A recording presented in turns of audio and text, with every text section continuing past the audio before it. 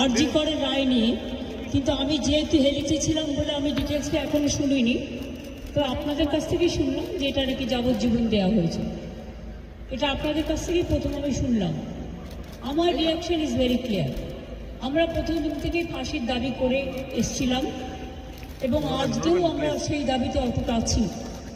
কিন্তু আদালতের রায় ন্যাচারালি এখন সবাই মিলে কি বলবেন আমি জানি না, বাট আমার কথা আমি বলতে পারি বা আমার দলের বক্তব্য যেটা হচ্ছে, আমরা 3টে কেসে আপনারা দেখেছেন 54 দিন থেকে 60 দিনের মধ্যে আমরা ফাঁসি অর্ডার করিয়ে দিয়েছি। কিন্তু আমি জানি না এটা একটা সিরিয়াস কেস এবং এটা নিয়ে ফাঁসি দাবি আমাদের সবার ছিল।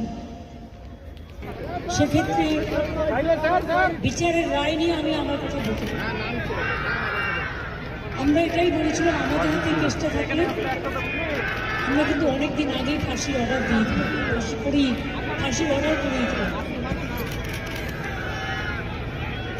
আমি জানি না কীভাবে লড়াই করেছেন, কী করেছেন, কী যুক্তি,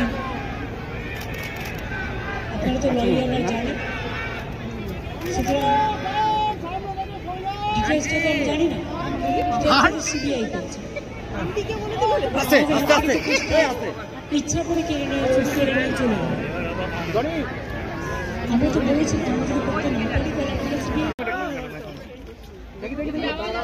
আরজি করে রায় নিয়ে, কিন্তু আমি যেহেতু হেলিতে ছিলাম বলে আমি ডিটেলসটা এখনো শুনিনি। তো আপনাদের কাছ থেকেই শুনলাম যে এটা নাকি যাবজ্জীবন দেওয়া হয়েছে। এটা আপনাদের কাছ থেকেই প্রথম আমি শুনলাম। আমার রিয়াকশন ইজ ভেরি ক্লিয়ার। আমরা প্রথম দিন থেকেই ফাঁসির দাবি করে এসছিলাম এবং আজকেও আমরা সেই দাবিতে অটুট আছি। কিন্তু আদালতের রায় ন্যাচারালি এখন সবাই মিলে কি বলবেন আমি জানি না, বাট আমার কথা আমি বলতে পারি বা আমার দলের বক্তব্য যেটা হচ্ছে, আমরা 3টে কেসে আপনারা দেখেছেন 54 দিন থেকে 60 দিনের মধ্যে আমরা ফাঁসি অর্ডার করিয়ে দিয়েছি। কিন্তু আমি জানি না এটা একটা সিরিয়াস কেস এবং এটা নিয়ে ফাঁসি দাবি আমাদের সবার ছিল।